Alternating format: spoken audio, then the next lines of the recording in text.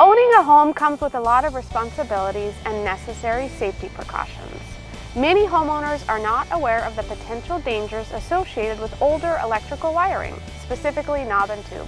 I'm Jamie McIntyre, Spokane Fire Department Community Risk Reduction Manager. We're here today with Lieutenant Ethan Verdine, Fire Investigator.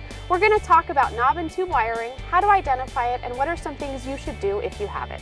So let's start. What is knob and tube wiring? Good morning, Jamie. Knob and tube wiring is first generation wiring, easily identified by its porcelain knobs and porcelain tubes. How would a person know if they have knob and tube wiring? Well, the first thing to consider is when was your home built. If it was built prior to 1950, there's probably a pretty good chance there's knob and tube in your home.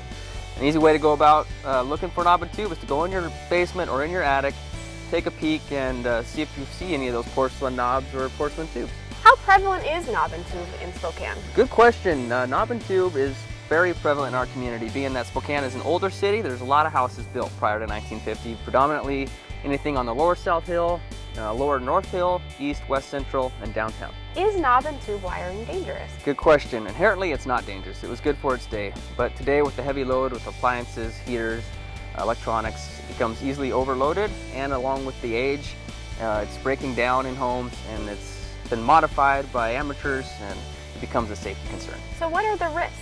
Yeah, there's a couple of risks to be concerned about. The primary risk, though, is the fire hazard. Along with knob and tube comes the degrading over time. The insulation falls off, conductors become exposed.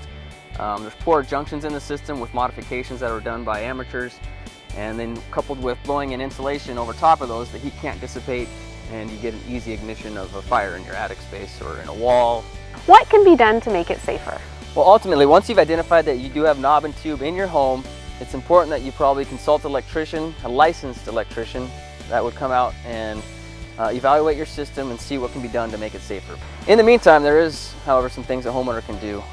Number one, I would suggest limit the number of appliances you plug in to one outlet or to a circuit. Number two is if the circuit is tripping, it means there's too much load on the circuit. Go find another outlet to plug that appliance into. Don't run multiple extension cords off an outlet to accommodate more appliances within a room.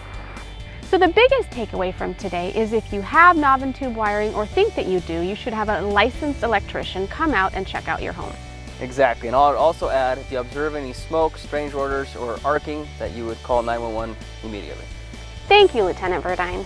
And if you have any other questions about any safety in your home with regards to electrical, please don't hesitate to contact the Spokane Fire Department Prevention Office at 509-625-7000.